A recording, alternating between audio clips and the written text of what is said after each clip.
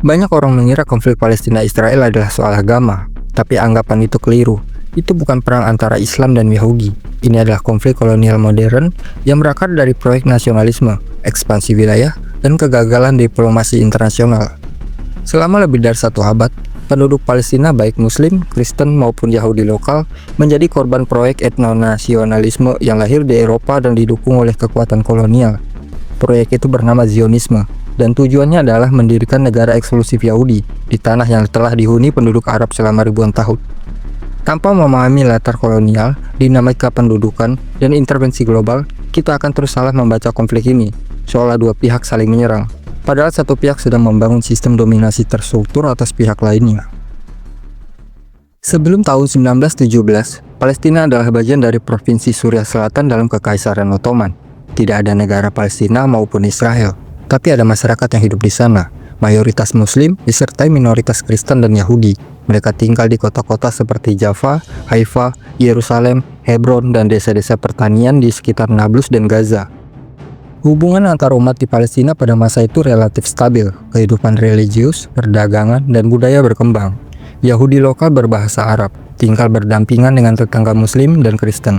Palestina saat itu bukan tanah kosong, melainkan wilayah hidup yang terintegrasi dalam sistem politik dan administrasi Ottoman. Ketika Kekaisaran Ottoman melemah, muncul banyak gerakan nasionalis di Timur Tengah, termasuk nasionalisme Arab. Namun Palestina justru menjadi target proyek kolonial yang lebih besar, dengan dukungan dari luar kawasan. Zionisme lahir di Eropa akhir abad ke-19, terutama sebagai respon atas antisemitisme dan penganiayaan Yahudi di Rusia, Polandia, dan Jerman. Gerakan ini bukan sekedar keagamaan, melainkan politik, menganggap Yahudi sebagai bangsa yang butuh tanah air. Theodor Herzl, tokoh utamanya, menyarankan lokasi tanah kosong untuk kolonisasi. Palestina menjadi pilihan utama karena alasan sejarah dan simbolik. Gelombang migrasi pertama Yahudi Eropa ke Palestina terjadi pada 1882. Mereka datang membawa konsep negara, sistem hukum, dan rencana pemisahan diri dari komunitas lokal. Organisasi seperti Jewish National Fund membeli lahan secara sistematis dari tuan tanah Arab di Beirut dan Damaskus, seringkali tanpa sepengetahuan para petani lokal. Pada 1914, populasi Yahudi mencapai sekitar 10% dari total penduduk Palestina, tapi visi yang mereka bawa bukan integrasi, melainkan pembentukan negara eksklusif Yahudi. Disinilah ketegangan lahir, bukan karena kebencian antar agama, tapi karena kolonisasi terencana. Saat Perang Dunia I pecah, Inggris butuh dukungan dari Arab dan Zionis. Kepada bangsa Arab, Inggris berjanji akan memberikan kemerdekaan melalui korespondensi Hussein McMahon. Kepada Zionis, Inggris memberi janji lain, Deklarasi Balfour 1917, mendukung pembentukan tanah air Yahudi di Palestina. Setelah Ottoman kalah, Inggris diberi mandat resmi dari Liga Bangsa-Bangsa untuk menguasai Palestina. Tapi mandat ini digunakan untuk memfasilitasi pembangunan proyek Zionis, lembaga pemerintahan, sistem pendidikan, pos militer, bahkan pelatihan milisi seperti Haganah. Sementara itu, warga Arab Palestina tidak diberi perwakilan politik. Mereka dilarang membentuk institusi nasional. Inggris menindas unjuk rasa dan pembangkang sipil dengan kekuatan militer. Ini bukan netralitas, melainkan keberpihakan struktural. Inggris memainkan peran kunci dalam menyiapkan tanah untuk berdirinya Israel. Deklarasi Balfour bukan sekedar surat. Ia adalah legitimasi internasional pertama terhadap kolonisasi. Pernyataan ini menyebut tanah air Yahudi di Palestina, tanpa menyebut rakyat Palestina sama sekali. Mereka hanya disebut sebagai komunitas non-Yahudi. Hasilnya adalah kolonisasi yang dilembagakan. Pada 1922, populasi Yahudi meningkat dari 10% menjadi 15%. Pada 1931, mencapai 17%. Dana besar-besaran dari Bank Yahudi Eropa dan AS mengalir ke Palestina untuk membeli tanah, membangun industri, dan mempersenjatai komunitas. Tapi semakin banyak tanah berpindah tangan, semakin banyak rakyat Palestina tergusur tanpa akses politik dan ekonomi. Mereka menyaksikan tanah mereka berubah menjadi proyek negara lain dengan restu Inggris dan diamnya dunia Arab. Tahun 1936, rakyat Palestina memulai pemberontakan terbesar melawan kolonialisme Inggris dan imigrasi Zionis. Pemberontakan ini berlangsung 3 tahun, mencakup mogok massal, sabotase, dan serangan bersenjata. Tapi Inggris merespon dengan brutal. Lebih dari 5.000 warga Palestina dibunuh, ribuan lainnya ditahan atau diasingkan. Pemimpin nasional dibungkam. Sementara itu Inggris memperkuat milisi Yahudi, memberikan pelatihan militer, senjata, dan status legal. Tahun 1939, ketika Perang Dunia II mendekat, Inggris membatasi imigrasi Yahudi. tapi hanya sementara karena setelah Holocaust, peta politik berubah total. Tragedi Holocaust mengubah persepsi dunia. 6 juta Yahudi dibunuh dalam kamp Nazi, dan simpati internasional terhadap gerakan Zionis melonjak. Ratusan ribu penyintas Holocaust terdampar di kamp pengungsi Eropa dan menuntut jalan masuk ke Palestina. Inggris yang kewalahan mengendalikan kekacauan mulai kehilangan kontrol. Migrasi ilegal Yahudi meningkat, dan bentrokan bersenjata dengan milisi Zionis seperti Irgun dan Lehi semakin sering terjadi. Irgun meledakkan Hotel King David tahun 1946, menewaskan puluhan orang, termasuk staf sipil Inggris dan warga sipil. Amerika Serikat yang dulu pasif kini mulai aktif mendukung pendirian negara Yahudi. Di tengah ketegangan global dan kemunduran Imperium Inggris, isu Palestina dilempar ke tangan PBB. Tahun 1947, PBB mengusulkan pembagian Palestina, 56% untuk Yahudi, 44% untuk Arab. Yerusalem dijadikan zona internasional, meski Yahudi saat itu baru 33% dari populasi dan memiliki kurang dari 10% tanah. Mereka mendapat lebih dari separuh wilayah. Zionis menerima dengan segera. Bagi mereka, ini bukan tujuan akhir, tapi langkah awal. Ben Gurion sendiri menyatakan, kami menerima sebagian hanya sebagai basis untuk ekspansi. Palestina dan negara-negara Arab menolak, karena melihat ini sebagai bentuk legalisasi kolonialisme. Segera setelah resolusi disahkan, perang sipil meledak. Milisi Zionis melancarkan serangan ke kota-kota campuran, menghancurkan desa-desa Arab, dan mempersiapkan pendirian negara Israel. Perang belum resmi dimulai, tapi pengusiran massal sudah terjadi.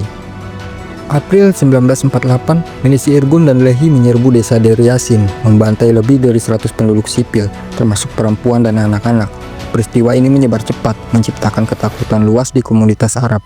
Ribuan warga Palestina melarikan diri dari kota-kota mereka, tak ingin bernasib serupa. Dalam strategi yang dikenal sebagai Plan Dalet, pasukan Zionis menyerbu lebih dari 400 desa dan kota-kota Arab. Mereka membakar rumah, meratakan bangunan, dan mencegah penduduk kembali. Dokumen militer menunjukkan bahwa pengusiran ini bukan sekedar efek perang, tapi kebijakan sistematis untuk mengubah demografi. Pada 14 Mei 1948, Israel diproklamasikan. Besoknya, pasukan Arab masuk, tapi karena tidak terkoordinasi dan kurang logistik, mereka gagal. Israel justru merebut wilayah lebih luas dari rencana PBB. Palestina tidak pernah punya negara. Sebaliknya, mereka kehilangan rumah dan masa depan. Lebih dari 750.000 warga Palestina menjadi pengungsi, menyebar ke Gaza, tepi barat, Lebanon, Suriah, dan Yordania. Mereka hidup di tenda-tenda PBB, berharap dapat kembali, tapi Israel menolak hak kembali dengan alasan demografi dan keamanan. Antara 1948 hingga 1950, lebih dari 500 desa Palestina dihancurkan, diganti dengan permukiman Yahudi. Kota-kota Arab seperti Haifa dan Jaffa dikosongkan secara paksa. Nama-nama Arab diubah. Safat menjadi Kisfat, Besan menjadi Beit Syi'an. Pada saat yang sama, Israel menerapkan undang-undang aksensi yang menyita properti warga Palestina yang mengungsi. Hingga kini, harta mereka tidak dikembalikan. Pengungsi ini dan anak cucunya masih berstatus pengungsi menurut PBB, dan jumlahnya kini mencapai lebih dari 6 juta jiwa. Tahun 1967, dalam Perang 6 Hari, Israel menyerang lebih dulu Mesir, Suriah, dan Yordania. Dalam waktu singkat, mereka merebut Gaza dan Sinai dari Mesir, tepi barat dan Yerusalem Timur dari Yordania, dataran tinggi Golan dari Suriah. Israel kini menguasai seluruh Palestina historis dan lebih. Tapi ini bukan hanya kemenangan militer, ini awal dari pendudukan militer jangka panjang. Resolusi PBB 242 meminta Israel mundur dari wilayah pendudukan, tapi sampai sekarang, sebagian besar wilayah itu masih dikontrol Israel. Sejak saat itu pula, dimulailah pembangunan pemukiman Yahudi di tanah Palestina yang baru direbut. Pemukiman bukan hanya pembangunan rumah, ini adalah bentuk kolonisasi modern. Di tepi barat, warga Yahudi tinggal di blok pemukiman yang dilengkapi infrastruktur modern, listrik, air, dan keamanan. Mereka tunduk pada hukum sipil Israel. Sementara itu, warga Palestina tinggal di desa-desa yang dikepung pos militer, tidak boleh membangun tanpa izin Israel, dan hidup di bawah hukum militer. Terdapat lebih dari 650 pos pemeriksaan dan blokade jalan. Anak-anak Palestina bisa ditahan tanpa dakwaan. Akses ke pendidikan dan layanan dasar sangat terbatas. Organisasi HAM seperti B'Tselem, Human Rights Watch, dan Amnesty International secara eksplisit menyebut sistem ini sebagai apartheid. Satu negara, dua sistem hukum berdasarkan etnis. Tahun 1987, rakyat Palestina meluncurkan intifada pertama, pemberontakan rakyat melawan pendudukan. Dimulai dari unjuk rasa dan lemparan batu, kemudian menyebar menjadi pemberontakan nasional. Dunia akhirnya mulai mendengar. Tahun 1993, lahirlah kesepakatan Oslo antara Yasser Arafat, PLO, dan Yitzhak Rabin Israel. Tapi harapan itu runtuh cepat. Israel terus membangun pemukiman. Yerusalem tetap diklaim sepihak. Rakyat Palestina semakin frustasi. Tahun 2000, intifada kedua meledak. Kali ini jauh lebih berdarah. Ribuan warga sipil terbunuh di kedua sisi. Tahun 2006, dalam pemilu yang diawasi internasional, kelompok Hamas menang di Gaza. Tapi dunia barat menolak hasil ini. Israel dan Mesir memblokade Gaza total, dan wilayah itu menjadi penjara terbuka. Gaza dihuni lebih dari 2,2 juta orang. Di wilayah sekecil Jakarta Selatan, tidak ada bandara, tidak ada pelabuhan.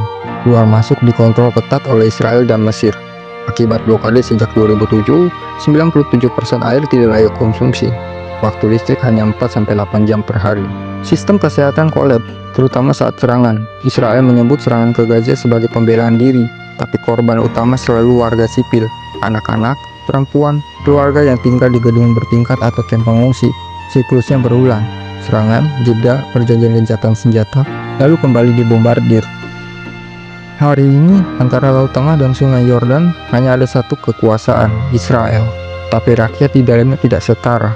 Warga Yahudi punya kebebasan bergerak, hak suara, dan sistem hukum sipil. Warga Palestina hidup di bawah pendudukan, blokade, dan hukum militer. Tidak ada negara Palestina, hanya potongan wilayah tanpa kontrol atas udara, laut, dan perbatasan. Amerika Serikat terus memveto resolusi PBB yang mengecam Israel. Uni Eropa mengecam, tapi tetap berdagang senjata. Negara-negara Arab mulai menormalisasi hubungan. Dunia tahu, tapi memilih diam. Konflik ini bukan soal siapa yang lebih keras menyerang. Ini soal siapa yang secara sistematis dirampas tanah, hidup, dan haknya selama lebih dari 75 tahun.